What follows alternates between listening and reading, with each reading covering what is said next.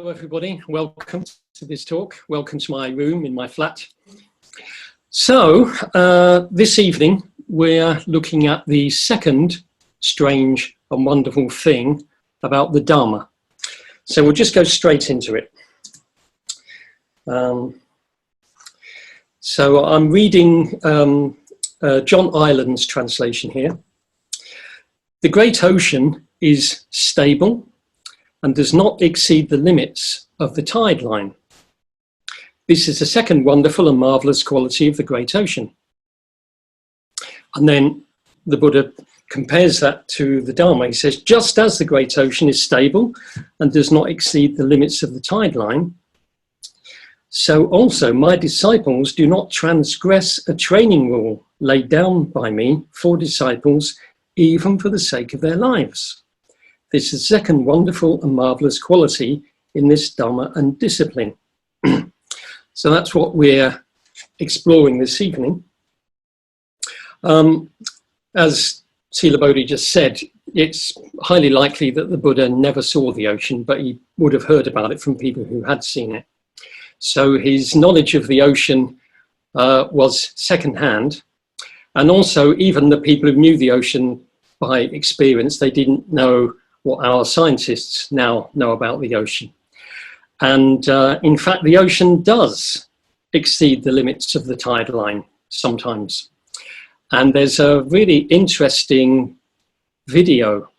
If you go to, what's it called? Deep Time Maps. Don't do it now because you're watching my talk here, but you know, when you finish here, go to Deep Time Maps and you'll see a moving kind of, there's a picture of the globe and it's moving. And it's a kind of animated version of the last 510 million years of the Earth.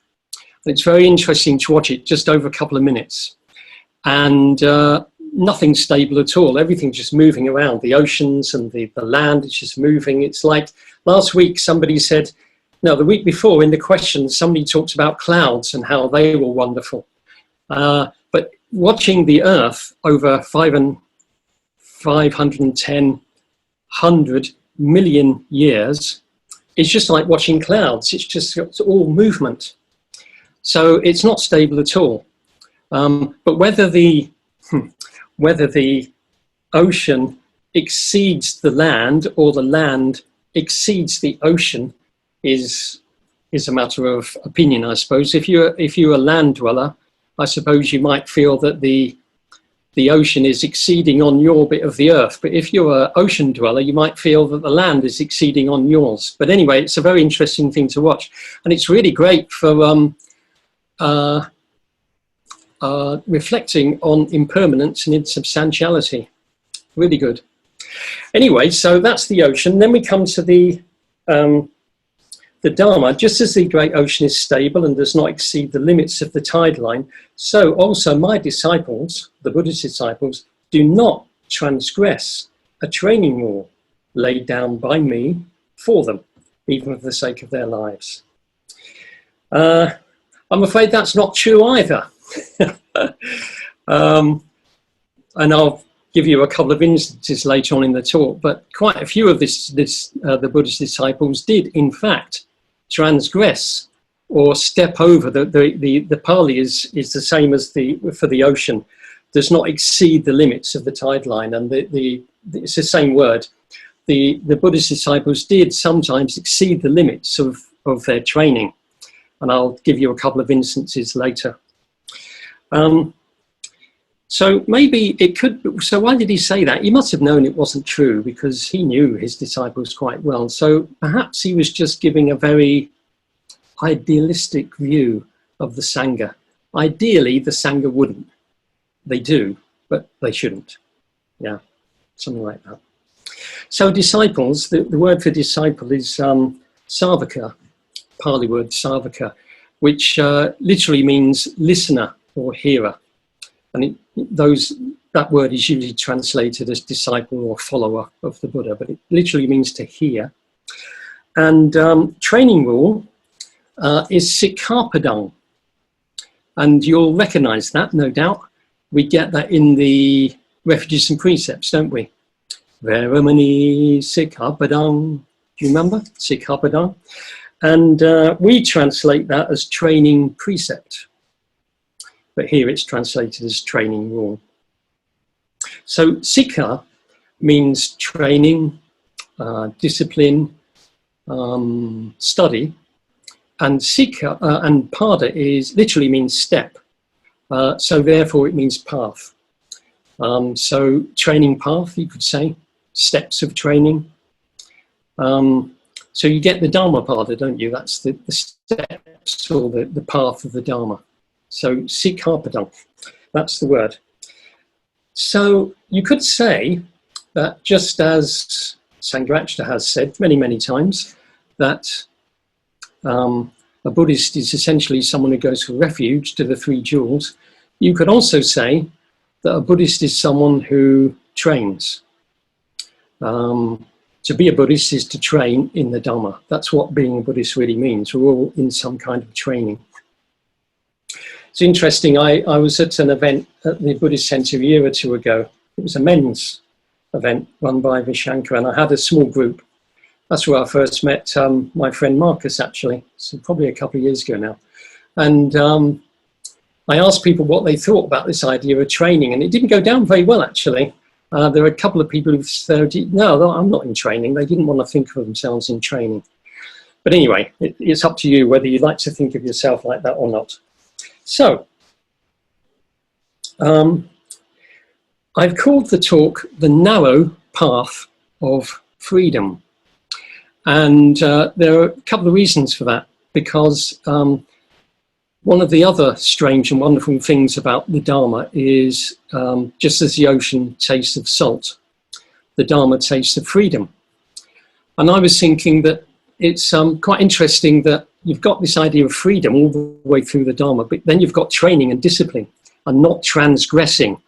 That's a really strong word, isn't it, transgressing? Not transgressing the training. So that doesn't sound very free.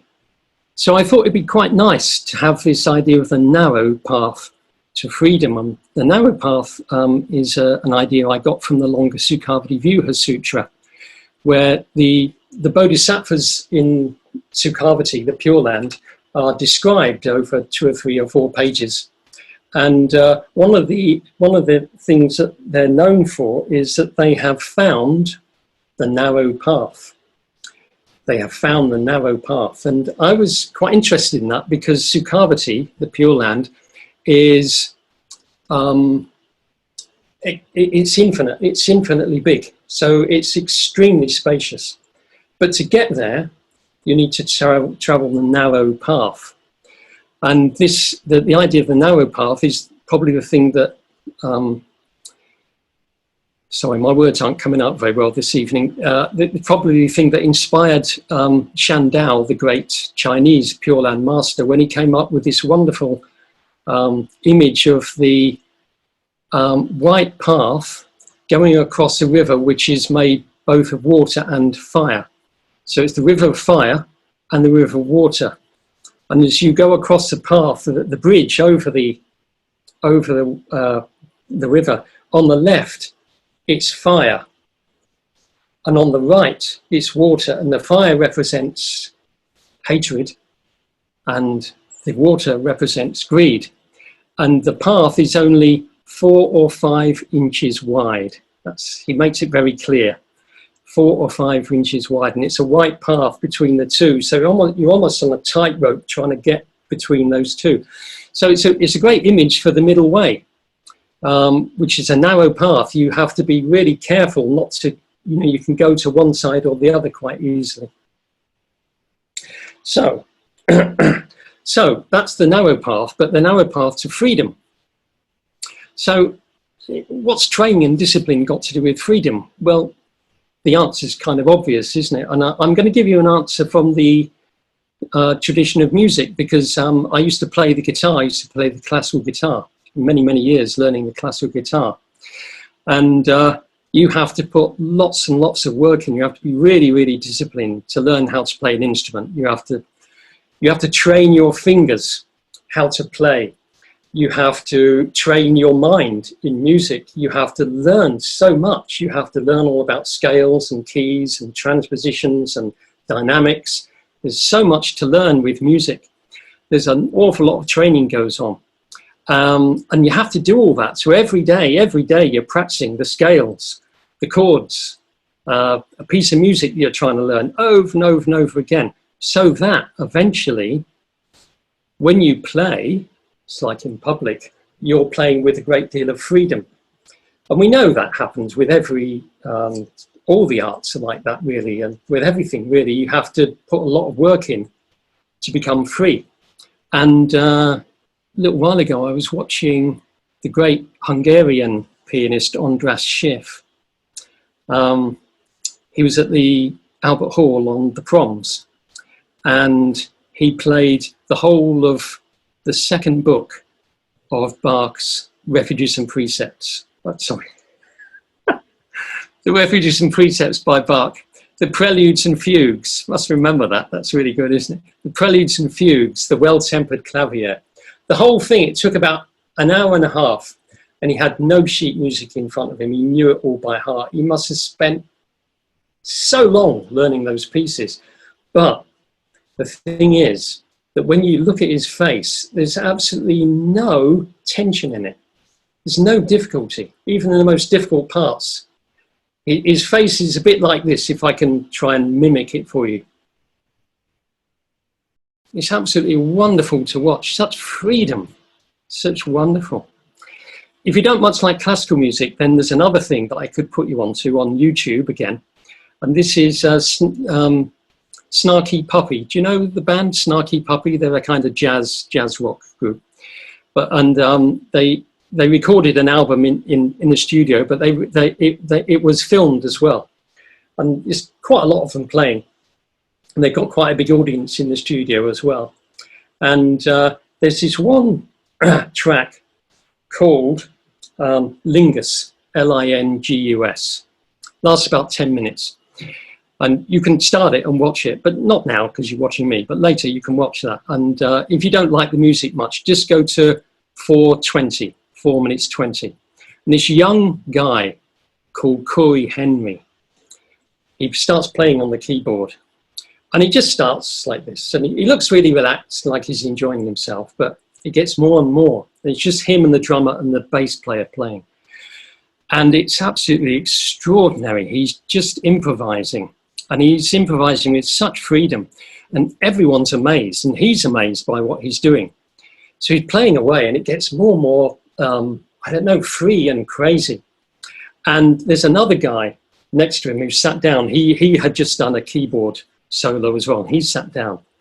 And he's sitting there just like this, like this. And then after a while he looks at the keyboard and his eyes are like open. And then as Corey Henry carries on playing, this other guy just puts his head in his hands and he just starts laughing. He just can't believe what he's seeing. And everyone in the studio is absolutely amazed by this solo. It's remarkable to see. So it's a wonderful expression of complete freedom and joy, but that could only be achieved by hours, weeks, months, years of practice. Remarkable. So,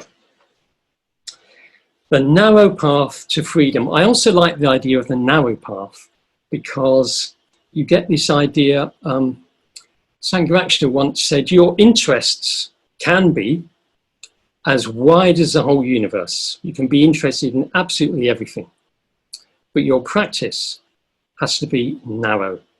Really narrow, because with your practice you're trying to dig deeper, and you'll only dig deeper if you keep on going on the same track. And I'm thinking of, do you know the phrase the deep lanes? I never quite understood what that phrase meant, the deep lanes. You get it in some poetry. Now I understand it. When a lane has been trodden on or gone down by a horse and cart and so on for many years and decades, the ground gets trodden down and down and down. And that's why sometimes when you go out into the country, the little lane is lower than the fields on either side. So you're almost like you've gone down into the earth a little bit. And that's how I see the deep, the narrow path, the narrow, deep path to freedom. So that's all to do with the title. And the next thing I want to do is I want to talk about the Buddha and training. And we're going to look at a few suttas from the Pali Canon. And the first one is the Kesi Sutta, Kesi, exactly the same spelling as Kesu, except it's got an I on the end instead of an A. And Kesi is the name of someone, it's the name of a horse trainer. So the Buddha starts asking the horse trainer some questions. He says, you, Kesi, are a trained man, a trainer of tameable horses. So how do you train a tameable horse? He answers, Lord, I train a tameable horse sometimes with gentleness, sometimes with harshness, and sometimes with both gentleness and harshness. So then the Buddha asks another question. He says, and if a tameable horse doesn't submit either to a mild training or to a harsh training, or to a mild and harsh training, what do you do? And Casey says, I kill it. He kills the horse. Why? Because I think, don't let this horse be a disgrace to my lineage of teachers. So that's the end of that little question and answer session. So then Casey starts asking the Buddha some questions, and he says, but you're the unexcelled trainer of tameable people. How do you train a tameable person? So the Buddha says, Casey, I train a tameable person sometimes with gentleness, and so on, sometimes with harshness, and sometimes with both gentleness and harshness. Now, he goes on to say what he means by harshness and gentleness. By gentleness, he means that he teaches by talking about the positive results of skillful actions. If you do this, this good thing will happen. And by harshness, he means he does the opposite. He talks about the negative results or the painful results of negative, unskillful actions. So that's what that means. So it's a bit sort of like carrot and stick in a way. And I was thinking something that Sangharakshita once said in a seminar. He talked about the fact that some people, they seem to be so inspired by the ideal, the goal of enlightenment, that they're walking towards the goal, and they kind of, without really knowing it, they walk away from samsara and they end up in nirvana like that. But there are other people who are so concerned to get away from samsara that they're almost backing away from samsara and they back into nirvana. So like two kinds of people, those who are attracted and those who are frightened of samsara, and they get enlightened because of that. So anyway, you can probably guess what's going to happen next. So Casey asked the next question, and if a tameable person doesn't submit either to a mild training or to a harsh training, or to a mild or harsh training, what do you do? I kill him, Casey, said the Buddha. I kill him. So you're probably thinking exactly what Casey was thinking, and luckily he said it. You said, but it's not proper for you, the Buddha, to take life. And yet you just said, I kill him, Casey. So the Buddha said, it is true, Casey, that it's not proper for a Buddha to take life. So this is quite interesting. You've probably heard the idea, and I think it comes from the Buddha, that you shouldn't tell a lie, even in jest. It seems to me that the Buddha's done that just now. He's making fun. He's using what Casey just said, and he said something which is not true, actually. He doesn't kill people, but he's done it as a kind of a joke. And it's quite good to know that about the Buddha, that he does tell jokes. The problem is you don't always know it's a joke because you're not expecting a joke to come from the Buddha. It's a bit like when you try to read a Shakespeare play, or when I tried to read a Shakespeare play or some ancient bit of text. There will be a joke in one of the plays and I don't get it. And then I read the footnote and then it says, this is a joke, and it explains it to me. It has to be explained, partly because I don't understand the language and partly because it's no longer funny. It was funny at the time, but not now. But it's the same with the Buddha. So Richard Gombrich, the scholar at Oxford, the Buddhist scholar at Oxford University, he has written a whole chapter in the book about the Buddha's humour, and he said people don't often notice it because they're not expecting it, but the Buddha could be very funny at times. And this seems to be one of them. Says, no, I don't really kill people, but if a tameable person doesn't submit to the training, then I don't regard him as being worth speaking to or giving feedback to. And the other people in the Sangha also don't think he's worth speaking to or giving feedback to. And this is what it means to be totally destroyed in the Dharma, that you just aren't into it. You're not willing to train in the Dharma life, so you're just not really part of the Sangha. So that's it. So that sounds quite harsh, doesn't it? So we're going to have a look at a couple of times when people have not done what the Buddha asked them to do, and we'll see what happens. And the first one comes from a sutta called the Kitagiri Sutta from the Majjhima Nikaya. And it's concerning a couple of monks called Asaji and Punabasu. And, well, we'll see what happens. So what happened is one day the Buddha decides he's going to make a new Sikkhapadang, a new training rule. He's come to the conclusion that it's not a good idea to eat in the night. It doesn't do people any good to eat in the night. You'd be much healthier if you don't eat in the night. So there's this new rule, don't eat at night. So he tells his monks that, and they go, okay, well, that's easy enough, we won't do that. But then the monks tell these couple of guys, Asaji and Punabasu. Let me just say a couple of words about these guys, actually. They were two of the 6 ringleaders, that sounds bad already, doesn't it? Ringleaders of the notorious group of 6 monks. I don't know if you've heard of the group of 6. They were notorious monks whose misbehavior led to the formulation of many rules in the Vinaya. And usually translators understand it, there's only 6 of them. But actually what Thanissaro says is there are 6 ringleaders. And in the commentaries, it said there were about 1,000 of them. Like 1,000 people who were messing about and not really practicing the Dharma, which sounds pretty bad, doesn't it? Anyway, so what happened is he gave this rule, and then that got to those two of these ringleaders, and they said, we're not going to do that. We like eating at night.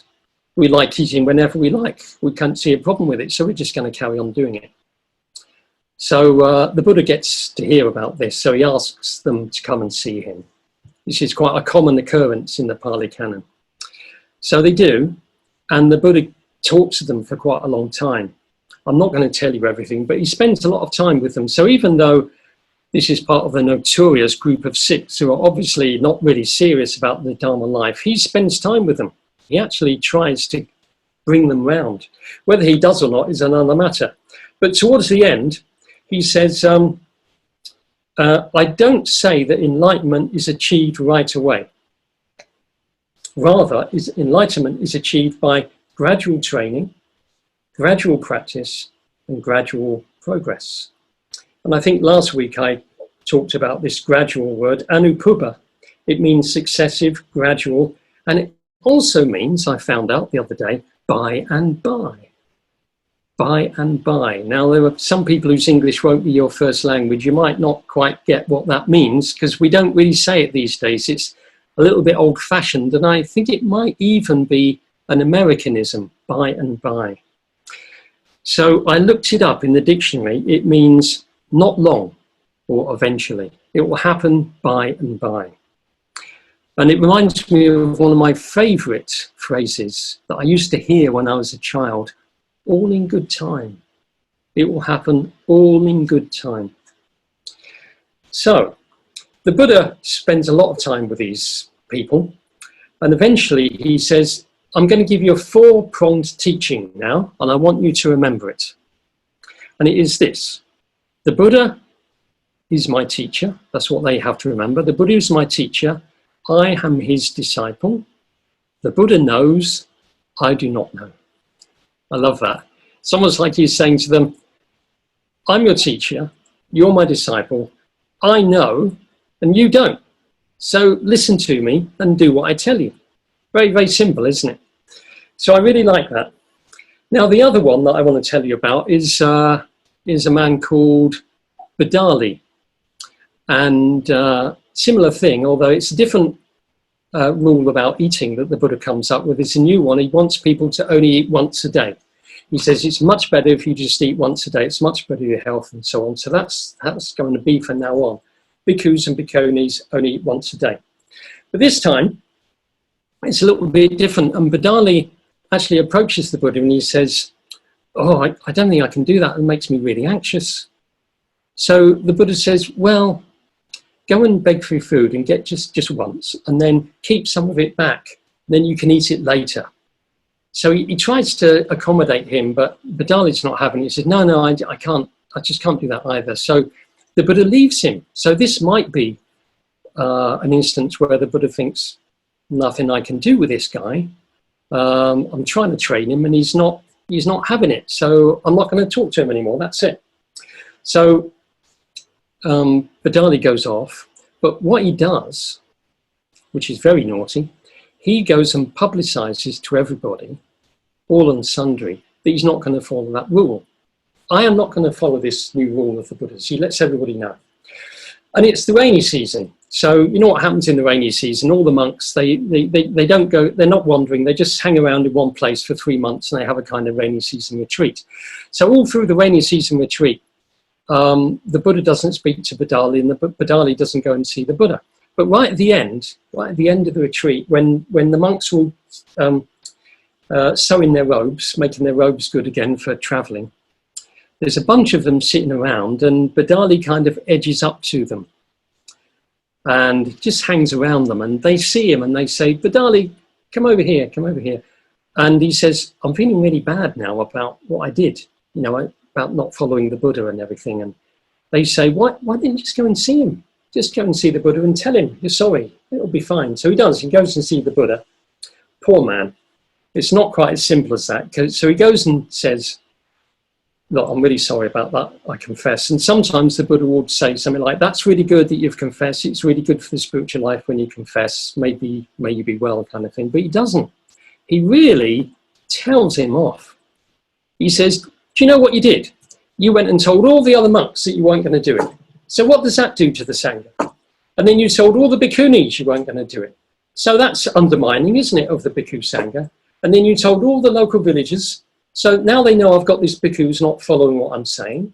And then you told all the other teachers of all the other traditions. So they're thinking, the Buddha's got this disciple who doesn't listen to what he says. Do you realize what that's done to the reputation of the Sangha? And he does it one by one. It takes 2 pages to really tell him off, you know, and you can almost see him sort of going, like this. And eventually the Buddha says, anyway, it's good that you've confessed, and that will be for your benefit for a long time. It's quite interesting that, because the Buddha, when Bodhisattva first says he's not going to do it, the Buddha is really gentle with him. You know, he tries to talk him round and help him to do it somehow, and he realizes he's not going to do it, but afterwards he really tells him off for that. So I quite like to tell these kind of stories of the Buddha, because most people don't read the Pali Canon.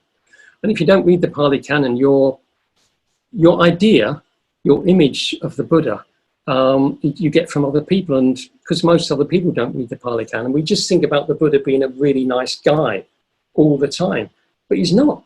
I can assure you, he's not a really nice guy all the time. He can really lay into someone when they need it, obviously. So those are those 2 suttas, but we're going to come on to another one now. And many of you will know this sutta, but what I want you to do with it is clear your mind of what you've heard of it before, and we're going to approach it afresh. It's the Sona Sutta. So there's this monk, bhikkhu, called Sona, and he's on a solitary retreat. And he's meditating and so on. And then one day he says, I'm one of the Buddha's most energetic disciples.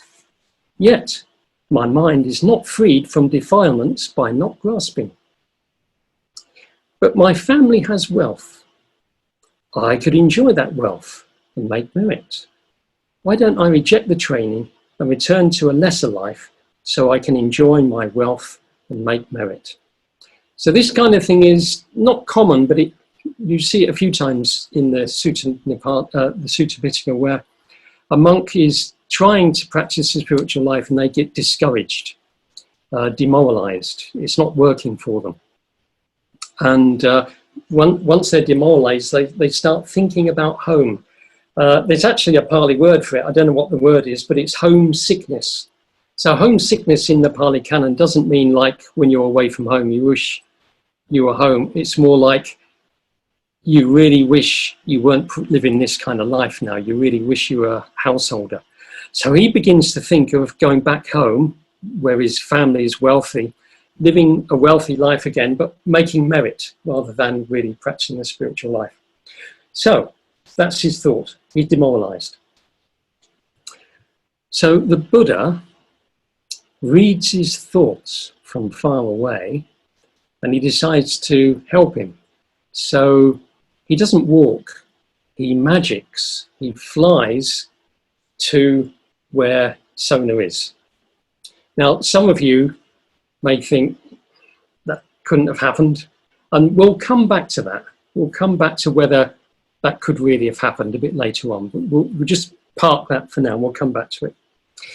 So, the Buddha sits down with Sona and he asks him, just to say in his own words again, so what's going on for you? And Sona repeats what I've just told you. And so the Buddha says, do you remember when you were a householder, you used to play the veena, didn't you? Now, I don't know if you know what the veena is, but it's an Indian instrument, something like the sitar, but not really like the sitar. It's like the sitar, and it's a stringed instrument with a fretboard and so on. And usually it's translated as a lute. It's kind of like a lute, but again, not quite. But anyway, it's a stringed instrument. And he says, when you were a householder, you were quite skilled at playing the veena, weren't you? And he says, yes. And he says, and do you remember you used to have to tune the lute, didn't you? And do you remember how it used to be when you tuned the strings too tautly? You couldn't really play it properly, it didn't sound good. Yeah, I remember that. But then when you went the other direction and you played them it was too loose, that didn't work either. No, that's right. Yeah, so you had to get them just right, just in the middle there, didn't you? Yeah, I did, yeah. So the middle way again, the middle way. So the Buddha then goes on to say, so I'm going to read this to you because it's quite good. In the same way, Sona, over-aroused energy leads to restlessness. Over-slack energy leads to laziness. Thus, you should determine the right pitch for your energy. Attune the pitch of the 5 faculties to that, and there pick up your theme. It's rather lovely, isn't it? We're back to a music theme again. So he's saying that you've got to get your effort should be in the middle way. And I'm glad to be speaking about effort this evening, because last week, of the 10 things that I spoke about from the Relay Chariot Sutta, I said I'm not going to talk about effort very much, but here I am, I'm going to talk about it now because it's important. Now, I don't know if you noticed this, but many of you will know this story, it'll be familiar to you, and you may have heard it in a slightly different version where Sona is doing walking meditation. He's walking up and down in his bare feet, and he's done so much of it that his feet are all cut and there's blood coming from them. You might have heard that. And indeed, I only know 2 translations of this particular sutta, one by Thanissaro and the other by Sujaso. And the Thanissaro has the thing about Sona walking up and down in square brackets. And I don't know why he's put it in square brackets, but Sujaso, he doesn't have it at all. So I looked up the Pali, and that story about walking up and down and getting his feet bloody and so on isn't actually in the sutta. So my guess is it's from the commentary on the sutta, and you can't really rely on commentaries. They just put things in. They're trying to be helpful, and probably somebody thought, well, I'll put this in just to make it really clear what's happening. But it seems, at least if we go just by the sutta, there's nothing about him walking up and down. So what we're talking about here is Sona says of himself, I'm one of the most energetic of the Buddha's disciples, which probably means that he's putting too much energy into his practice. Now, the next thing you could do is you could start thinking this is all to do with meditation then. It's all about balanced effort in meditation, which it could be. But that meditation is only one of the things you do on a retreat. You do walking as well, and you reflect on the Dharma, and you practice ethics. You do all sorts of things on a solitary retreat. And so I tend to think of this as being to do with the kind of effort you need for the whole of your practice. Yeah. So, one of the things I find interesting about this sutta is, if I can find my notes here, let's just go back over it again, because it's one thing to read the suttas, but you have to read them intelligently, otherwise you can get the wrong end of the stick sometimes. So what happens is the Buddha goes to see Sona. We'll talk about how he got there in a minute. He goes to see Sona, and he's read Sona's mind. Yeah, we'll have to talk about that too, won't we? Can you actually do that? But he's read Sona's mind, so he knows exactly what's going on for Sona. So he then also knows that Sona used to play the vina. He knows a lot about him, so he's able to give him advice about your energy shouldn't be too tight and it shouldn't be too slack. So he's given advice. But the thing is that we as teachers, so I myself as teachers and other order members who teach, and maybe some of you mitras who teach the Dharma, we mustn't take the Buddha's example here as something that we should do, because the Buddha can only give him advice because he knew Sona's mind. He knew exactly where Sona was at and where he was thinking, so he could say, look, you're doing this and you should be doing that. And we as teachers are not in that position. We can't read people's minds. And one of the things that often happens, I find, especially in meditation teaching, is someone's got a problem and the teacher often gives advice or they answer a question. And it's not always the best thing to do. It's a bit of a guess, really, because you don't really know what's going on. You can't, because you haven't really got into the person's mind. So what you need to do first is try and get into that person's mind and see what's happening for them inside, what it's like to be them. Otherwise, it's just like throwing balls and hoping one of them's going to catch. So you really need to ask people what's going on for you and draw out of them. And then, even then, you might not give advice or answer a question, depending. So the next thing I'm going to do is we're going to go back to the Buddha and how he got there. The fact that he read Sona's mind and he just turned up magically and spoke to Sona. It must have been a surprise for Sona. So let's just take into account those people who cannot believe that that happened, right? There will be some people perhaps who just, this is crazy, you know, it couldn't have possibly happened. Let's just go with that. Perhaps it didn't happen. Perhaps the Buddha was unable to read somebody's mind and unable to magic himself to someone. So let's just take that on board for a few minutes. What did happen then? Perhaps what happened is Sona was on retreat and he had a problem. He wasn't getting anywhere. He was doing all the things he's supposed to do, you know, all the 10 things from last week, presumably.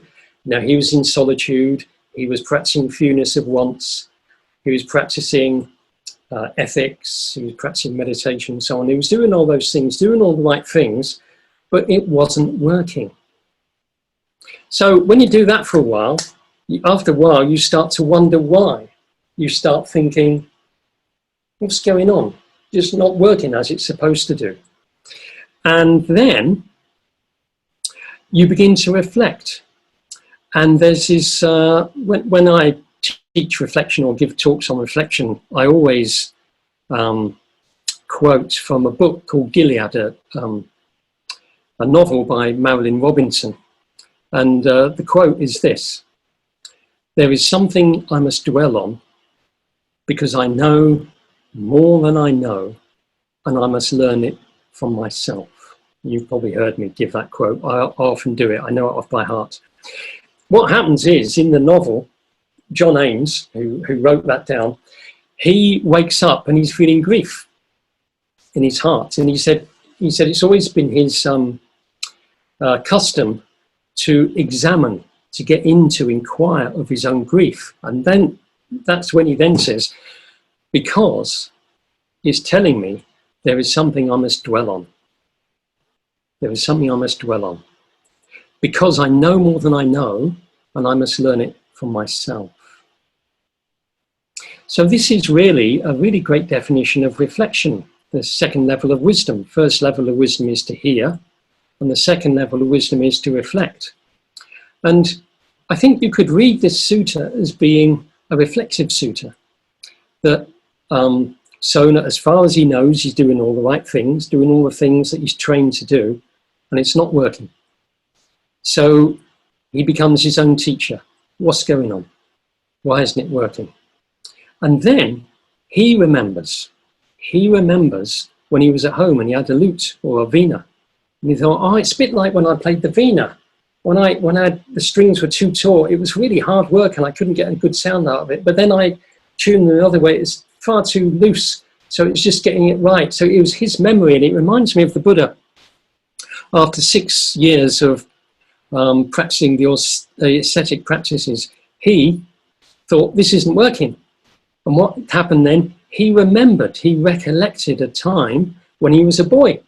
And he remembered watching his father work and getting in this jhanic-like experience. And he thought, that's the key, that's the key. I think it's the same with, or it could be seen as the same with Sona, that he's remembered himself, that he's trying to figure out this problem, and he's remembered, I remember, yeah, he recollected that time, and he's brought it up into the present, and he's become his own teacher. So when you move from Sutta Maya Panya, which is listening to others, to Bhavana, to Chinta Maya Panya, which is thinking and reflecting for yourself, you become your own teacher. There is something I must dwell on, because I know more than I know, and I must learn it from myself. So Sona knew more than he knew. And then one day he had to stop and say, I need to find out what that is. I need to find out what it is that I know, and I need to access that. So coming back to the teacher. So when you're teaching, one of the good things to do is, instead of keep telling people answers and giving advice all the time, which is a fairly easy thing to do, is get into dialogue with people and draw their own wisdom out of them. Get them to reflect on their own experience, because they can become their own teacher, because you're not going to be there the whole time. Most of the time they're not with you. So you can do some teaching, but also teach them how they can become their own teacher. So even in a meditation class, when someone presents you with a problem, don't give them an answer, don't give advice, but ask them more, draw more out of them, and bit by bit, if you just keep on talking to them, they'll probably figure it out themselves. So working on the second level of wisdom. So, and then, of course, leaving Sona now, he was a monk living alone on a solitary retreat, probably doing a lot of meditation. How does this relate to us? So I want to say a little bit about this, because a couple of my friends, two or three of my friends actually, have had a similar experience whereby they come to the centre and it's great, they love it. They love the classes and they want to get involved. So they get involved a bit. They ask how can they get involved, and they come to the centre once a week, and then they end up coming to the centre twice, because now they're supporting a course as well as going to their own class. So now they're coming twice. And then they might volunteer as well. They might go along and be on reception, and do that a few hours a week. And so that's actually quite a lot. If you weren't doing anything else, it wouldn't be very much at all. But most people who come to the centre have got already quite full lives. So when they start doing more at the centre, they often, because they're so enthusiastic, they don't often think about the effects it's going to have on the rest of their life. So when you've got an already full life and you add 2 or 3 extra things onto it, it becomes quite a big strain. And I've known people who have done that and then they've had to pull back. And it's actually much harder to pull back than go forwards. It's easy to say, oh, I'd like to do something, what can I do for you? Than it is to say, look, I want to stop doing that now, it's too much for me. So that's one of the things that I've found again and again, that people get so enthusiastic and then they throw themselves in, and then after a little while they think this is too much. You know, I haven't got the energy, or I haven't got the time to carry on doing that. So again, you've got to find the middle way between doing too much and not doing enough. And I think that's what the Sona Sutta is telling us, really. So we're coming to the end now. And I've been talking about training, Sikha, and Sikkhapadang, the training principles. And you might be thinking, you're probably not thinking, but later on you might think, what's so strange and wonderful about training rules? How is that strange and wonderful? That's kind of stretching the idea of or marvellous and astonishing. As the other translation. How is that marvellous and astonishing? So I want to say a little about that, because in a way we've travelled quite a long way from the state of wonder, the sense of wonder from the first talk. Not that I'm trying to keep the sense of wonder going throughout, but still, my idea in that first talk was I missed the sense of wonder from Buddhist texts. And I think it must be in there, the sense of wonder must be in there somehow. So how is it in there with training and discipline and so on? Where's the sense of wonder there? Well, the first thing we have to realise is that the idea of a path and the idea of training and the idea of a goal to which we're training for, they're all metaphors. They're metaphors. And we tend to take them literally. And maybe I'll say a little about demoralization, because what happened with Sona, going back to Sona very briefly, was he was demoralized, so demoralized he wanted to give up the spiritual life and go home and make merits and so on and live a happy life kind of thing. And as many of you know, I did the same a few years ago. So the sense of demoralization is quite an important one, I think, because although the Buddha says, the shore goes down very gradually. It's a gradual drop down into the ocean without any steep precipices. There are actually some steep precipices as well. But sometimes we find ourselves walking in this tiny bit of water, and it doesn't seem to be getting any deeper. We can't go deeper. We're just walking and walking along this beach, and we don't seem to be getting anywhere, and it can be very demoralizing. So what I want to say to you is, you need to be really careful of demoralization, because it's no good. It doesn't do you any good, and it doesn't help at all. I know that from bitter experience. So don't get demoralized. But that's easier said than done. I think part of the problem with demoralization is when we take the metaphor of a path leading to a goal literally. And this is part of the problem I had. If there's a path leading to enlightenment, and let's say it's from here to the French window over there, which is about 5 feet, I'd probably travelled about an inch. And that's really demoralising after 20 years. You know, you think, blimey, I'm not much good at this. So you begin to think there might be something else I'm better at. And so I did exactly more or less what Sona did, and I left. And I don't have a rich family, so I couldn't go and live off them. I had to go and get a job and so on. So you know all that. But I think partly it's the idea of these metaphors, when you take them really literally, there's progress along a path. And it's kind of like that, and it kind of isn't. And the people who wrote the Perfection of Wisdom literature were really onto this, I think. So in the Ratnaguna Samchaya, one of the earliest Perfection of Wisdom texts, I just took a few lines out of it today. The Buddha says, This is how a wise and learned Bodhisattva should practice. So a Bodhisattva is a Mahayana disciple. Yeah, this is how a wise and learned Bodhisattva should practice. They train in the Buddha Dharma in order to attain the full knowledge of a Buddha. Right? So far, so good. They train in the Buddha Dharma in order to attain the full knowledge of the Buddha. Then it says, in this practice, no highest perfection of wisdom is attained. Now, perfection of wisdom is tantamount to the knowledge of the Buddha. So no highest perfection of wisdom is actually attained. No state of bodhisattvahood is obtained, nor any awakening mind. And this is the bit. They train in the training, which is no training. This is their training. It's a lovely bit of perfection of wisdom kind of paradox. I don't think it's a paradox though. They train in the training, which is no training. This is their training. I think one of the main messages of the Perfection of Wisdom Sutras is, yeah, there is a path, and there is training, and there is a goal we're aiming towards. But these are all metaphors. It's just a way of speaking. Don't take them literally, because if you take them literally, you'll begin to get into trouble. So yeah, you do have to train, but it's not training like learning to be a musician. It's not training like learning how to be a carpenter. It's not really quite like that. It's different. And if you think it's like one of those things, you're going to get into trouble, just like I did.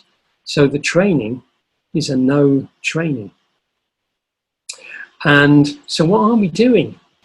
Because we also have to train at the same time. We do have to sikkhapadang, we have to practice the precepts. We have to practice mindfulness and all those things I talked about last week. We do have to do those things. But it's the way we kind of conceive of them that's important, really. You're not on a path leading somewhere. Well, you are and you're not at the same time. And you've got to try and hold those two together. So there's a really great lecture by Sangharakshita called The Buddha, the Bodhisattva, Eternity and Time. Really, really good lecture, where he talks about the Buddha. Well, enlightenment is outside of time. Right? Enlightenment is outside of time.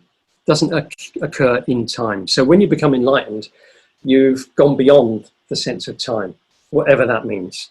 I've got no idea what it means, but that's what they tell me.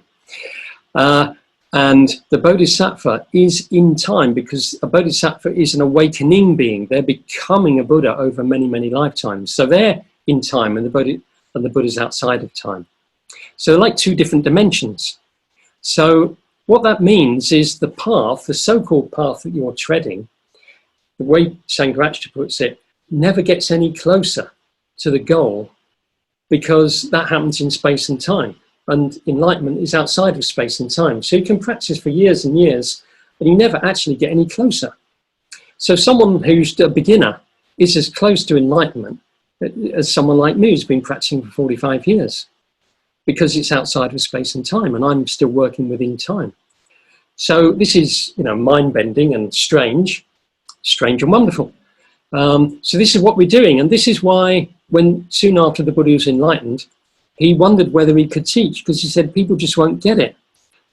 Of course, they get the 5 precepts and they get talk about, I don't know, the mindfulness of breathing and the metta bhavana and all those kind of things, and spiritual friendship. Those aren't that hard to understand. But it's more like what it's all based on, which is enlightenment is outside of our usual categories. It's outside of space and time. So you can't get close to it. You never get close to it. No matter how much you practice, you cannot approach it.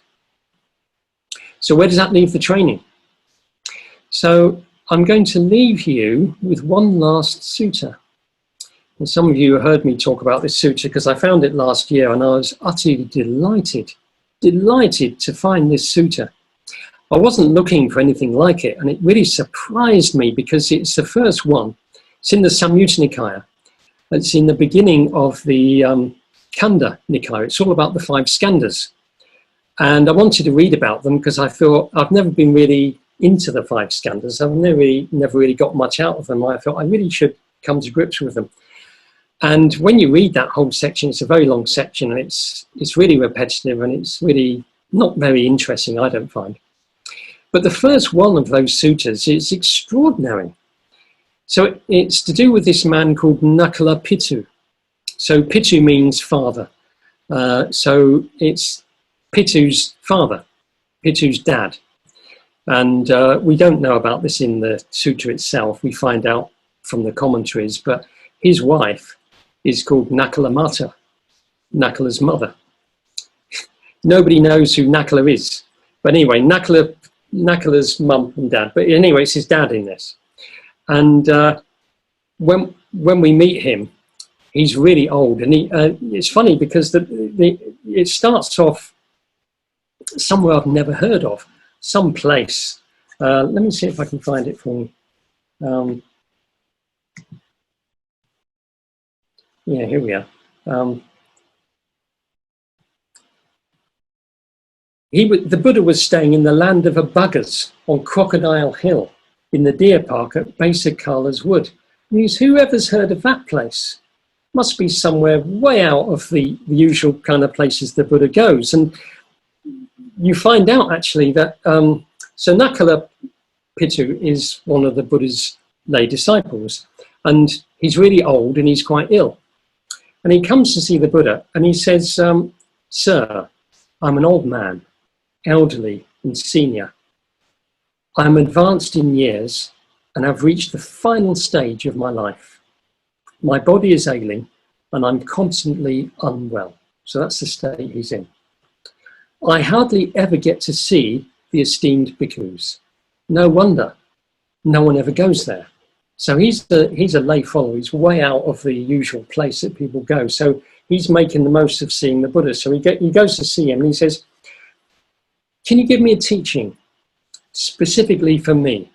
I'm old and I'm very ill and I've come to the end of my life." So the Buddha says, "Yeah, I'll give you a teaching." He says, "So you should train like this. Sika, you should train like this. Though my body is ailing, my mind will be healthy. That's how you should train." That's all the Buddha says to him. That's his training. So that's the end of that. It's not the end of the story though, because then Nakula Pitu goes to see Sariputta, one of the Buddha's main chief disciples. He goes to see him. And Sariputta notices something about Nakula Pitu. And he says, "You look really bright. Your skin is shining like gold. Has the Buddha been teaching you by any chance?" And Nakula Pitu, he says, "Just now, the Buddha anointed me with the deathless ambrosia of a Dharma talk." This is the thing that completely delighted me. The Buddha just now anointed me with the deathless ambrosia of a Dharma talk. So I'm going to take this phrase apart a little bit. Anointed me. I looked it up. Abhisita, which means anointed, sprinkled, consecrated, like when you consecrate a king or a queen. And it reminds me of the ordination ceremony. When you get ordained, at one point, your preceptor's there and you bow down and they've got the vase, yeah, and they just pour some water, 3 drops of water on the top of your head. What does that represent? That represents the deathless, the amitar, the deathless Dharma going into you. You're being sprinkled with the deathless. Yeah, so that's what it means. I'll talk about what the deathless is in a moment. So he feels, Nakula Pitu feels that the Buddha just anointed him, sprinkled him with the deathless. He says more than that, doesn't he? Anointed me with the deathless ambrosia of a Dharma talk. Now the text doesn't say ambrosia. There's no Pali word for ambrosia. Ambrosia is the deathless. Amitar is the ambrosia, and it's the deathless. It's the same thing. In Sanskrit, it's Amrita. You've probably heard of Amrita. And how this came about is that the ancient Vedic tradition. You've got this idea of the gods, and they live forever, eternal life. They've got this eternal life, and the whole point of the tradition is to end up as eternal God. And the Buddha took this idea of Amrita or Amrita, and he changed it to not eternal life, living forever, never, never, but life outside of the categories of time, past and future, and so on. So outside of time, he changed that. So it's the deathless ambrosia. It's the ambrosia of enlightenment. So it seems that Nakula Pitu, the Buddha's teaching was so simple, doesn't it? You've got an ill body, but have a healthy mind. That's how you should train yourself. It was that simple, but he must have been so ready for that teaching that he just flips him into another dimension, flips him into enlightenment, which is outside of space, outside of time. It's deeply mysterious. We can't understand it. Every now and then when I'm giving a talk, I talk about this business of being outside of space and time. Enlightenment is beyond space and time. I haven't got the slightest idea what that means, because you can't think it. You can't even imagine it. It's just beyond. It's mysterious. It's wonderful. It's Dharma, wondrous, strange, profoundest mystery of the perfect ones.